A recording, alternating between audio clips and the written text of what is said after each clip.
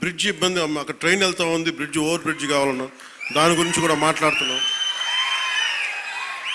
అలాగే ఉప్పాడ తీర ప్రాంత రక్షణ నేను మాటిచ్చాను మత్స్యకారు సోదరులకి నిలబడతానని, దానికి అనుగుణంగా ప్రణాళిక మొదలుపెట్టాం.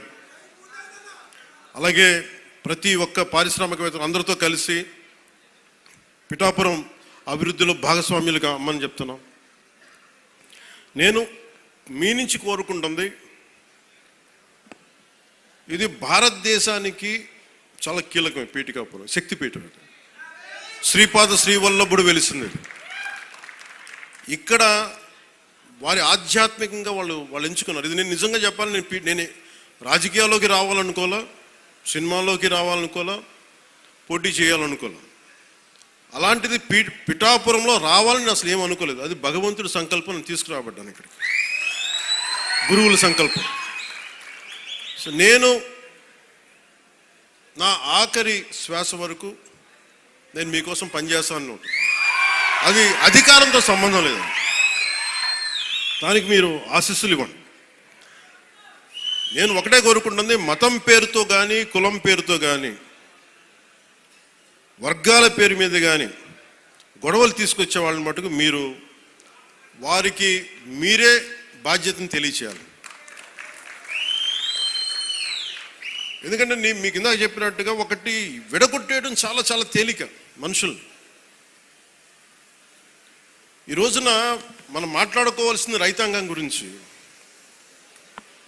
గౌరవ మంత్రివర్యులు civil supplies minister Nadendla Manohar గారు ఆధ్వర్యంలో, గౌరవ ముఖ్యమంత్రి శ్రీ నారా చంద్రబాబు నాయుడు గారి, నేను చాలాసార్లు సందర్భాలు చెప్పాను, ఆయన అనుభవం చాలా అవసరం అని. సో మనందరం ఒక ప్రయాణం చేసాం. అలా చేయబట్టే ఈ రోజున సివిల్ సప్లైస్ ద్వారా 7 లక్షల మంది రైతుల నుంచి 40 లక్షల మెట్రిక్ టన్నుల ధాన్యం సేకరించిన ధాన్యానికి సరిగ్గా 24 గంటల లోపే 9,300 కోట్ల రూపాయలని చెల్లించడం జరిగింది. ఇది ఎక్కడైనా సరే మీరు గత ప్రభుత్వంలో ఎంతసేపు దేహీ అంటే ఇది ప్రోయాక్టివ్ గవర్నమెంట్, నారా చంద్రబాబు నాయకత్వంలో ప్రోయాక్టివ్ గవర్నమెంట్.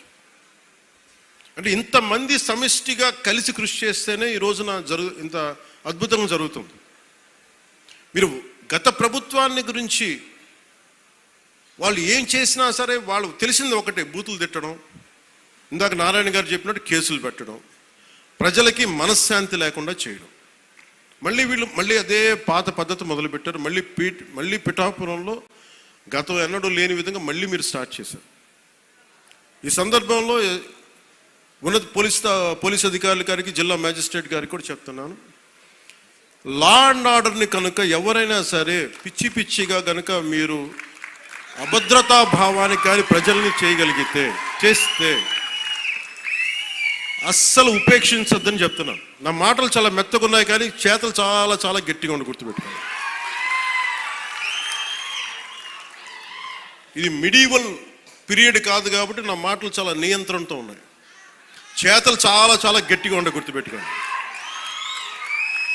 ఎందుకని మీరు రాజకీయ పరంగా ఏదైనా చేద్దామంటే సంతోషం, అది మీరు ఒక విమర్శ చేయండి, ఇక్కడ అభివృద్ధి బాగలేదు, ఇంకోటి బాగలేదు. కానీ మీరు కులాల మధ్య, మతాల మధ్య గొడవ పెట్టేద్దాం అనుకుంటే వాటిని మటుకు నేను వ్యక్తిగతంగా చాలా పర్సనల్గా తీసుకుంటాను. ఎందుకంటే I believe firmly in the foundations of our constitution.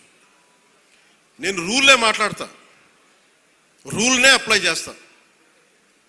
అది దయచేసి ఉన్నతాధికారులందరూ, అది మీరు కలెక్టర్ గారు కావచ్చు, ఎస్పీ గారు కావచ్చు, మీరు ప్లీజ్ అది మీరు చాలా ఫర్మ్గా అప్లై చేయండి. అది నేను స్వయాన ముఖ్యమంత్రి గారే మేము తప్పు చేసినా మాకు కూడా అప్లై చేయండి అని మేము శాసనసభలో చెప్పి we are bounded by that word. అందుకని ఎవ్వరు కూడా వ్యవస్థకు అతీతులు కాదు, నాతో సహా. అందుకని దాని దృష్టిలో మేము వ్యవస్థకు లోబడి ఉంటాం, మేము వ్యవస్థకు లోబడి రెచ్చగొడతామంటే దానిని ఎలా హ్యాండిల్ చేయాలో, ఎందుకంటే అక్కడ దాకా దృష్టి పెట్టలే, చాలా సంయమనంతో ఉన్నాను నేను. మీరు పిఠాపురంకు వచ్చి గొడవలు పెడతామంటే నేను ఇక్కడ కూర్చొని మొత్తం ఏరేస్తాను, అందరిని గుర్తుపెట్టుకోండి. అక్కడ దాకా తీసుకురావద్దు. తల్లి బిడ్డ న్యాయంగా పోదాం. అల్లిబిడ్డ న్యాయంగా పోతాం. మీరు ఒక మాట అనండి, నేను తీసుకుంటా. కానీ మీరు నన్నన్నా పర్లా, పార్టీనన్నా నేను భరిస్తాను.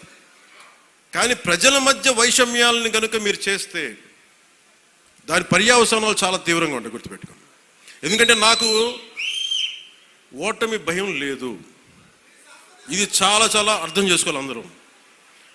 నాకు ముందుకెళ్ళే ఆలోచనే తప్ప ఓటమి భయం లేదు. ఎందుకంటే నేను నిలబడతాను. నాకు తప్పు అని నేను ఒక వాస్తవంలో బతుకుతాను. ఈరోజు పదవులు ఉండొచ్చు, పదవులు పోవచ్చు, వీటి మీద నేను ఆలోచించుకొని చేయను.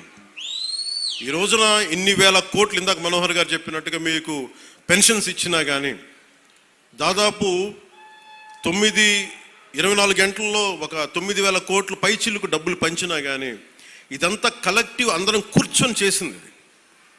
దానికి ఒక అనుభవశీలురు, ఒక బలమైన పార్టీ తెలుగుదేశం పార్టీ. ఆ పార్టీని కూడా నేను చాలా గౌరవిస్తాను. ఇప్పుడు కాదు, నేను ముందు నుంచి చెప్తున్నాను. అలానే జనసేన బలహీనం అని చెప్పట్లా. జనసేన చాలకు బలం. రోడ్ల మీదకి అన్యాయం జరిగితే జనసేనకున్న బలం అది నేను ఇక్కడ ఒక ఆంధ్ర రాష్ట్రంలో చెప్పట్లా. నా సిద్ధాంతాల్ని, జనసేన సిద్ధాంతాలు నమ్మేవాళ్ళు ఊరికి 10 మంది ఉన్నా వాళ్ళు 1000 మందితో గొడవ పెట్టుకుంటారు. అది జనసేన. ఈ రోజున కూర్చోబెట్టి నా మీద అందరూ మాట్లాడేస్తూ ఉంటాను, ఏం చేసావు అది ఇది మాట్లాడుతూ ఉంటే, మరి 2019లో అన్ని కేసులు పెడుతున్నాం, వాళ్ళందరూ ఏమైపోయారు? అప్పుడు గొంతు పెగలేదు. అప్పుడు ఏమైపోయింది? ఆ రోజు అంటే మీరు కేసులు పెడతారని మన నారాయణ గారు చెప్తున్నారు కదా. అందుకని ఇవన్నీ దృష్టిలో పెట్టుకొని మీరు ఈ అలయన్స్ని దయచేసి ఎవరు కూడా, జనసేన నాయకులు కావచ్చు, కూటమి నాయకులు ఎవరైనా కావచ్చు, దీన్ని దయచేసి బలహీనం చేయకండి. ఎందుకంటే నాకు చంద్రబాబు నాయుడు గారికి చాలా అపారమైన అవగాహన ఉంది మన ప్రజలను ఎలా కాపాడాలని. మా ఇద్దరి మధ్య అసలు అలాంటి అరమరికలు కానీ విభేదాలు కానీ లేవు.